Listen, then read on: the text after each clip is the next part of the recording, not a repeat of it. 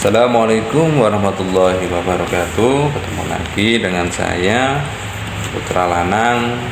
Kali ini saya akan mendengarkan yaitu keterangan dari Gus Baha yang intinya kita ngaji bareng, belajar bareng dengan ilmu-ilmu Gus Baha. Simak videonya. Jangan lupa untuk selalu dukung channel saya dengan cara like dan subscribe. Oke. Assalamualaikum warahmatullahi wabarakatuh. Bismillahirrahmanirrahim. Tabarakalladzi nazzala al-furqana ala 'abdihi liyakuna lil 'alamin nadhira. Allahumma shalli wa sallim wa barik ala sayyidina Maulana Muhammadin wa ala alihi wa sahbihi asma'in. Amma ba'du.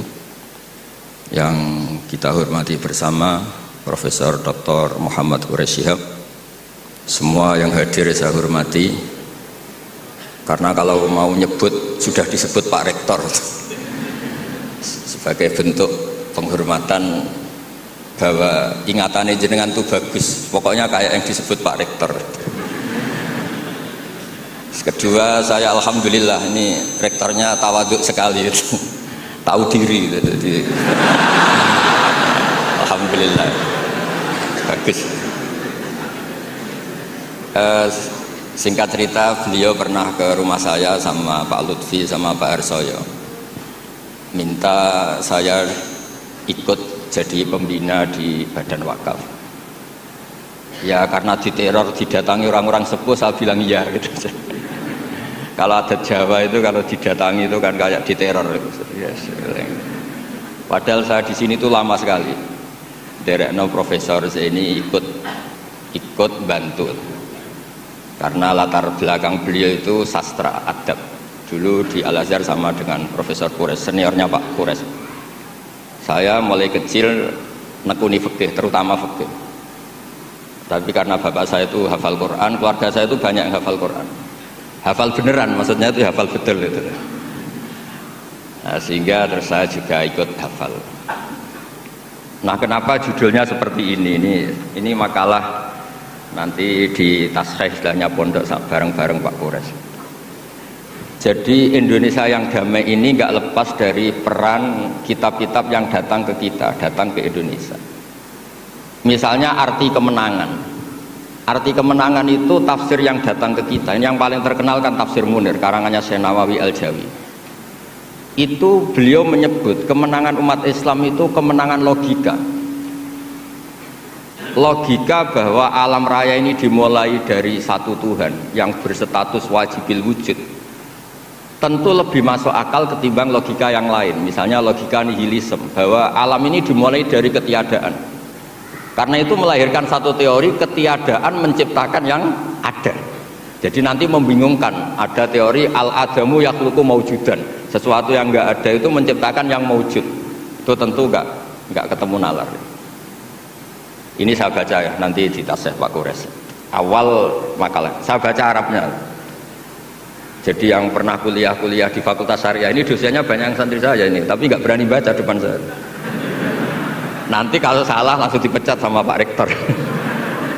Saya di sini itu mulai tahun 2000 sama Profesor Zeni. Dulu belum Rektor itu Pak Fathul Wahid. Tahu-tahu jadi atasan saya ini. Enggak bener gitu. Tapi nanti di akhirat atasannya saya lagi nanti kalau karena yang bisa nyafaati itu orang hafal Quran itu. Jadi harus saya baca ya. Kata Syekh Nawawi, wa may yatawallallaha wa rasulahu walladzina amanu fa inna hizballahi humul ghalibun. Siapa yang mempertuhankan Allah, mengikuti semua aturannya Allah, seterusnya terus pasukan Allah itu pasti menang. Ini ikut Al-Maidah 56. Wa may yattakhidhum awliya fin nusrah fa innahum junduwa wa junduwa humul ghalibun ala a'daihim bil hujjah fa innaha mustamirratun abadan amma bisaulah wa daulah faqad yuhlabun. Jadi kemenangan umat Islam yang permanen itu kemenangan logika. Kalau kemenangan perang, kemenangan bernegara, kemenangan sosial, orang Islam ya pernah kalah. Zaman Nabi Sugeng saja pernah mengalami kalah periode Mekah. Ketika periode Madinah juga pernah mengalami kalah di peristiwa perang Uhud. Tapi kalah sosial ini tidak ada pengaruhnya dengan kalah secara logika. Logika bahwa alam ini dimulai dari satu Tuhan, wajibil wujud, tentu lebih mudah dicerna. Makanya beliau ngendikan menang itu ala a'daihim bil hujjah fa innaha mustamirratun abadan, karena logika itu yang abadi. Artinya gini, ketika kita secara sosial ekonomi kalah, mungkin secara apa kalah, meskipun kita tidak ingin kalah, tapi jangan pakai ukuran itu. Nanti jangan-jangan ketika kita kalah kaya sama nyuwun sewu non muslim, atau kalah kaya sama yang sholat, buruhnya orang tidak sholat, yang sujud buruhnya orang yang tidak sujud, Anda tidak perlu merasa kalah. Ketika Anda kerja dan tolabul halal, itu yang merintahkan Allah. Jadi Anda tidak pernah buruh di mata Allah, distatuskan tolabul halal, orang yang mencari apa? Halal, dan itu ibadah. Karena Islam hanya ngakui hukumnya Allah. Dulu Sayyidina Ali karramallahu wajhah pernah ajjaro nafsahu li yahudiyin, juga pernah kerja di orang Yahudi. Tapi nggak merasa hina karena tolabul halal itu perintah Allah. Dulu Nabi pernah nggak punya uang, alhamdulillah ditiru banyak umatnya. Kalau nggak punya uang itu banyak, alhamdulillah itu. Semoga jangan karena ingin punya uang ingin jadi dosen, berarti nyari jadi guru karena ingin punya uang. Semoga enggak jadi guru karena ingin ngajar. Nggih, monggo niki tobat niki gitu. Jadi walhasil terus akhirnya Nabi itu mau beli gandum lah atau makanan. Cara Indonesia mungkin beras. Cara Jawa itu ngutang. Terus kata orang Yahudi, jaminannya apa Muhammad? Nabi sempat bilang, ngendikan, saya ini dipercaya langit, masa kamu tidak percaya saya? Kata orang Yahudi, itu menurut orang Islam, saya ini Yahudi. Walhasil Nabi terus rohanahu dir'an. Nabi menggadekan rompi perang sebagai jaminan kalau kapan-kapan tidak kuat bayar. Ya muamalah sama orang Yahudi. Jadi intinya tafsir yang datang ke kita itu banyak cerita. Bahkan cerita fitnah min adzabil qabri itu ceritanya Sayyidah Aisyah itu didatangi dua perempuan Yahudi. Sayyidah Aisyah itu dermawan sekali. Ya memang orang-orang soleh itu jubila aulia wala sakha, orang soleh itu pasti dermawan. Karena sering dikasih, terus si orang Yahudi, perempuan Yahudianya ini mendoakan semoga kamu diselamatkan dari siksa kubur. Sama sih ingat redaksi di kitab Bukhari itu. Walam an'am an usaddiqahuma, kata Sayyidah Aisyah, saya tidak nyaman membenarkan dia karena dua orang ini orang Yahudi. Setelah Nabi datang terus diceritani sama Sayyidah Aisyah, itu benar bahwa nanti memang ada adzabil qabri. Semenjak itu ada isti'adzah min adzabil qabri. Allahumma inni a'udzubika, seterusnya sampai min adzabil qabri wa min fitnatil mahya. Dan masih banyak lagi cerita-cerita sosial Nabi yang Nabi tertawa-tawa ketika orang Yahudi bilang nanti pas kiamat itu kan hancur semua Muhammad. Lalu orang-orang sudah mati diletakkan di mana? Pokoknya terus orang Yahudi cerita-cerita, terus Nabi tertawa-tawa, fadhahika hatta badat nawajiduhu tasdiqan lima qalahul khabru. Nabi tertawa-tawa, oh iya benar. Semenjak itu ada ilmu bersama bahwa kalau orang Yahudi, orang Nasrani cerita ilmiah itu la tusaddiquhum wa la tukadzibuhum. Kamu jangan ngambil sikap membenarkan, juga jangan sampai ngambil sikap mendustakan. Kamu benarkan jangan-jangan pas yang muharraf, yang tipuan. Kamu dustakan jangan-jangan yang masih orisinil. Makanya secara ilmiah Nabi ngintikan la tusaddiquhum wa la tukadzibuhum. Intinya tidak ngambil sikap ekstremis itu juga ajaran tafsir yang sampai ke kita. Karena kita ini butuhnya menang fil hujjah. Dan Allah sering ngendikan di beberapa ayat, diantaranya tentu qul falillahil hujjatul baligh. Makanya di sini saya itu profesor sering ngaji di sini Pak Kures, tapi entah lupa apa tidak, saya tuh sering ngaji direktorat sama Pak Fathul Wahid. Harusnya sudah jadi kiai karena sering ngaji sama saya. Tapi kalau jadi kiai kan, kata Profesor Zaini itu pernah cerita, kalau jadi kiai itu rezekinya agak jelas, nggak per bulan dapat apa gaji. Makanya Pak Zaini pas ketua ini sayang Bu Ova nggak hadir karena beliau di Jakarta, putri Pak Zaini sekarang yang jadi rektor di UGM. Itu ada ustadz latihan kiai itu jatuh di Indramayu, pas itu beliau ketua wilayah itu Kemenak di Indramayu. Itu jatuh, santrinya tuh susahnya bukan main, tapi kata kiainya nggak apa-apa, masih kan. Ternyata yang dipegang itu salam template itu. Jadi badannya agak dipikir tapi masih. Karena dulu jadi kiai itu susahnya minta ampun. Makanya profesi ini sudah jarang yang mau itu. Kalau jadi kiai artis banyak yang mau, karena makanya saya jadi kiai di UI itu sering istighfar. Jangan-jangan ini kategori elit sehingga hisabnya besar gitu. Makanya saya ini termasuk kiai orisinil. Jadi saya dipaksa jadi kiai di sini, tapi sering nggak mau karena saya ini kiai betul. Jadi kalau fasilitas banyak takut hisap. Kalau kiai nggak betulan, fasilitas banyak tambah seneng. Nah ini bukan nyindir siapa-siapa, ini memang aturan ikhlas begitu. Mukhlisin Alauddin enggak nyindir siapa-siapa, memang aturannya begitu. Saya cerita di keluarga saya yang masih megangi itu. Di pondok itu ajaran pertama itu tauhid, dan itu mesti diajari sifat pertama Allah itu wajibul wujud kita mbakok mukhalafatul hawadis. Dan mereka sering beri contoh. Kenapa tafsir Munir Bismillahirrahmanirrahim pertama yang diterangkan oleh tafsir Munir Senawi Al-Jawi. Kenapa Al-Quran dimulai dari ba? Dan ba dimulai ada titiknya satu. Itu Allah seakan-akan mau maklumatkan bahwa awalu hadil mawujudat adalah nuqtah wahidah. Pertama wujud, kamu gambar apa saja, saya sering cerita ini tak ulang-ulang, kamu gambar apa saja, entah gambar jelek, entah bagus, tetap dimulai dari satu titik. Angka 1 juta sampai 1 miliar 1 triliun tetap dimulai dari angka 1. Sebab itu bak di situ kata Syekh Nawawi adalah bi kana makana wa bi yakunu mayakun. Dengan saya kata Allah yang ada menjadi ada, yang mau ada saya yang mengadakan. Unsur utamanya saya kata Allah. Nuqtatil wujud. Artinya gini, andaikan kita neladani tafsir-tafsir yang ada di Indonesia, kita ini pasti menguatkan akidah. Bukan menang kalah urusan sosial, urusan itu kedua ketiga lah, syukur-syukur menang. Tapi kalau kita paksakan itu yang nomor satu, pasti kita sering kecewa. Itu rektor UI itu mesti miskin tuh dibanding pengusaha-pengusaha Jakarta itu.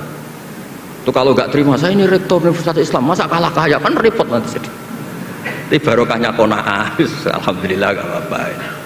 Ya jadi jelas ya di sini beliau ngendikan yang menang hujah itu fa innaha mustamirratun abadan.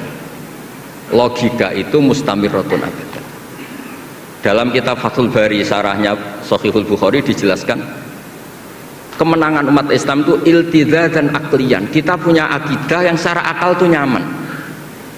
Coba Anda misalnya jadi muslim, Anda mungkin profesor, kayak alim, kayak top, terus ditawari satu teori begini, hadil maujudat kholaqohal adamu misalnya, ini yang alam nyata ini penciptanya adalah ketiadaan, kamu pusing 7 keliling, ini gimana sesuatu yang ada kok penyebabnya ketiadaan. Sebab itu dulu ada sahabat namanya Jubair bin Mut'im, itu tokoh besar di kafir Quraisy. Saking tokohnya dia yang jadi utusan untuk membebaskan Asra Badrin, tawanan Badar. Pas dia nginep di masjid nunggu ketemu Nabi pas sholat maghrib baca wattur wa kitabim mastur fi raqqim mansur, didengerin sama dia sampai pada ayat am khuliqu min ghairi syai'in am humul khaliqun.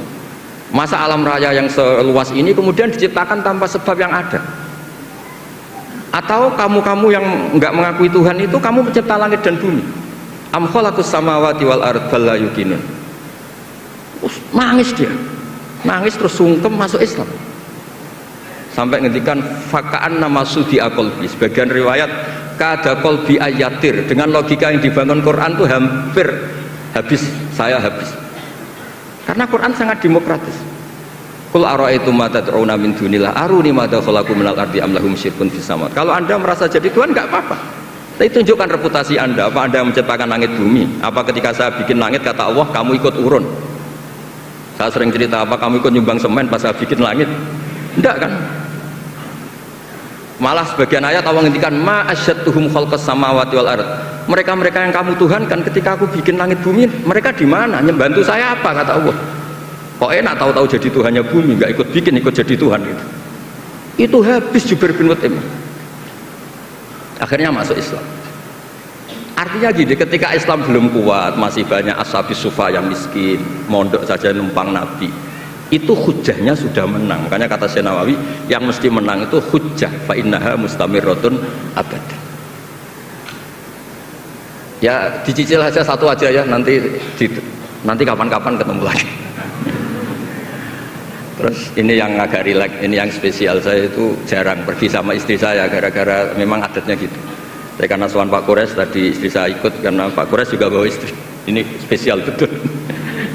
Biasanya saya agak pernah karena adat keluarga saya itu ya begitulah. Ya jadi saya mohon semohon-mohonnya nanti Pak Kures bisa nerangkan panjang lebar. Jadi terus yang kedua ya dua aja lah dua. Ya ayyuhalladzina amanu sabiru. Di sini dijelaskan ala masyaqqatil istidlal fi ma'rifati tauhid wan nubuwah wal ma'ad. Wa ala masyaqqatis istinbatil jawab an syubuhati nahwil falasifah. Wahai orang-orang yang beriman, bersabarlah kamu. Di sini artinya sabar itu apa? Membuat logika yang mudah difahami banyak orang, kemudian orang itu mencintai Allah dan Rasul. Dulu itu ada orang Bedui. Ketika Imam Asy'ari berpendapat iman yang diterima itu imanul mufakir, bukan imanul muqallid. Nggak boleh taklid buta dalam iman. Terus ditentang banyak orang. Dulu zaman Nabi banyak orang Bedui imannya diterima. Terus kata Imam Asy'ari, coba kamu jalan-jalan di kampung. Ternyata orang kampung ketika ditanya, bima arafta rabbak, kamu selalu ngurusi ternak, ngurusi sapi, unta, lalu kamu tahu Tuhan kamu dari mana? Jawabnya orang Arabi ini, al-ba'ratu tadullu alal ba'ir wa atharul aqdam yadullu alal masir. Ada kotoran ya ada sapinya. Kalau ada bekas orang lewat ya pasti ada yang lewat. Artinya kalau ada makhluk itu pasti ada atharun min athari qudratillahi ta'ala. Pasti ada bukti yang menciptakan. Itu lama terus bikin logika. Lah yang saya sering cerita paling populer di kitab saya punya kitab namanya Nailul Ma'mul, karangannya Syekh Mahfud At-Turmusi, itu orang Indonesia juga. Beliau nukil dari cerita Imam Amudi. Saya cerita di mana-mana. Imam Amudi itu gurunya Syekh Izzuddin bin Abdussalam, Sultanul Ulama, itu punya guru namanya Imam Amudi. Itu senangannya ngajar matematika, bukan ngajar tafsir, ngajar matematika. Terus ketika beliau meninggal, muridnya tanya. Tadi Profesor Quraisy juga cerita mimpi. Ini saya cerita mimpinya Imam Amudi. Ma fa'ala bika rabbuk, yang diperlakukan Tuhan kamu itu apa? Anda hanya pengajar matematika. Terus kata Imam Amudi, ternyata ketika Allah ketemu saya mengumpulkan banyak malaikat, disuruh ngajar saya. Saya masih hafal teksnya. Istadilla ala wahdaniyati bi hadrati malaikati. Coba kamu terangkan cara menemukan saya bahwa saya ini satu di depan para malaikat. Kalau malaikat kan sudah tahu karena bawa aras, bawa surga neraka. Kata Imam Amudi, beliau ngendikan semuanya adalah, beliau ngendikan angka itu 2, 3 sampai 1 triliun sampai berapapun, nisbatu dzalika ilal wahid nisbatul far'i ilal asli. Angka itu entah 2, entah 4, entah 1 miliar, 1 triliun, dibandingkan angka 1 tetap namanya nisbatul far'i ilal asli. Tetap semuanya itu tabang dari angka 1. Fasabatal wahid jalla jalaluh, maka yang mesti abadi, yang mesti ada al wahid jalla jalaluh. Allah senangnya bukan main. Loh ini lo pinter, nggak jadi malaikat sudah ngerti kalau saya ini satu. Nah, itu ya pinternya ulama. Isbiru ala masyaqqatil istidlal fi ma'rifatit tauhid. Nggih, clear ngoten mawon. Monggo niki kula Sohibul Bait Pak, karena saya niki anak buah Pak Wahid gawe. Monggo jenengan. Untuk selanjutnya kami mohonkan. Sekian ini video dari saya, yaitu keterangan dari Gus Baha. Semoga kalian semua bisa mendapatkan ilmu-ilmu dari Gus Baha dan bisa mengamalkannya. Amin. Ini jangan lupa untuk selalu dukung channel saya, yaitu Putra Lanang, biar channel ini bisa berkembang dengan cara like dan subscribe atau share. Dan dari saya cukup, saya akhiri. Assalamualaikum warahmatullahi wabarakatuh.